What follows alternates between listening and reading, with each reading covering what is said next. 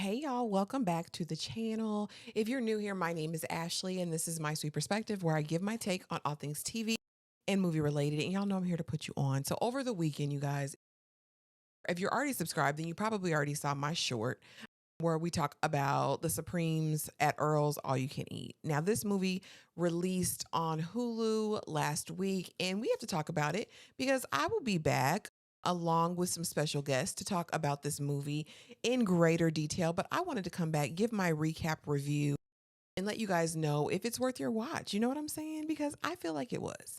I feel like this was an almost refreshing watch. It's very seldom that we get to see Black characters that are not fully embroiled in a struggle the entire time, right? We know them and meet them. So as this movie opens up, baby, I was like, this is witchcraft and wizardry. Singing hymns all the while. We meet Odette, and she is giving the narration as the movie begins. And we find out that, honey, she was born in a tree. Her mama was very pregnant, went to go see the witch doctor. The witch doctor told her to climb up in a tree and to sing a hymn, and the baby would come because she was, I think she said 40 and a half weeks pregnant. That's a lot pregnant. And basically, the witch doctor told her to either, did she want her daughter, Odette, to be driven by fate or destiny? And the mama said, I don't know. And so the witch chose for her. And so I guess the lore is that if you're born in a tree, you don't have fear like normal people do, right? Because you're not born on the ground. You're not grounded by anything that's going to cause you to have trepidation or fear because you have one of the wildest births ever. But when she was born, she wasn't the only one born into a weird situation. Next, we meet Clarice, honey. And Clarice's mama was Perfect Patty, all right? And she was the first Black baby born in an all-white hospital. And Miss Clarice's mama was all about what it looks like. It's got to be pretty, okay? But she was a pushover. Finally, we meet Barbara Jean, whose mama, Miss Loretta, was throwing it out of every draw leg and didn't even know who the baby daddy was. Barbara Jean was born in the strip club. All right.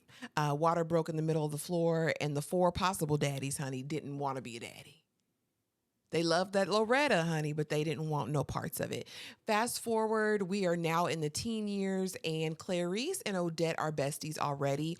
Clarice is an accomplished pianist, doing her big one, and Odette is just that ride or die friend who's going to be with you through thick and thin. I didn't even mean to make that rhyme. Listen, I'm a wordsmith. What can I say? And so we discover that Barbara Jean's mama Loretta has passed away. And so Odette's mom is like, y'all take this chicken over to that baby. All right. And neither of them want to go because they say Barbara Jean was dirty. Roaches came out of her hair. Odette's mama checked Clarice and said, baby, you ain't even got to be here. But we're going to go take this chicken and extend some kindness to this young girl who lost her mother. So we finally meet Barbara Jean. And Barbara Jean is living with her stepdaddy, who's clearly a predator. And this is where we get to meet who Odette really is, because she's not playing them types of games. When I tell you she took off that dress and squared up with Mr. Man, and he backed all the way down, acting like he was big and bad and going to do something. And so after that, she's like, Barbara Jean, get your stuff. You coming with us, okay? Because you don't have time for this. I'm not going to let you be in this situation anymore. And from that day on, they are all three the best of friends. And so the movie goes on this journey with them throughout life, right? Meeting their boyfriends, how they interact. Barbara Jean has some swirl love, and then Mr. Goodman, Mr. Lester enters to save the day.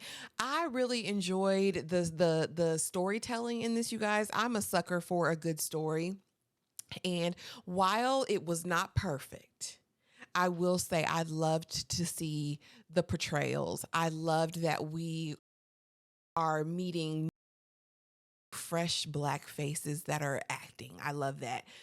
And like I said, the story is heartwarming.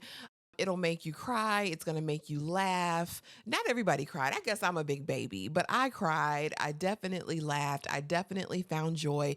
And this is one of the films that I've seen in the past couple years where there is at least one story of Black love that's not traumatic and it's not toxic. It's just beautiful. You know what I mean? You guys, if you have not watched it, I highly recommend you guys watching it ahead of our live discussion. Will be, I believe, Thursday night. where we're going to be talking about this. I will post the schedule up on the community tab. But you guys, let me know what you thought of it. Again, there are some ups and downs, there's some loss.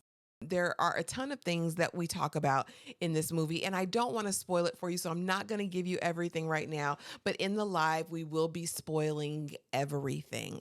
And like I said, star-studded cast. We have Anjanae Ellis, we have Uzo Adoba, we have Sanaa Lathan. It's action-packed, star-studded. Let me know in the comments if you watched it, and let me know your thoughts, you guys. Did you cry? Put the crying face emoji in the comments if you cried. But if you liked this video and you like the other content on the channel, please go ahead, hit that subscribe button, hit the notification bell so you don't miss a thing, and drop me some comments below, you guys, and I will see y'all in the next video. Bye.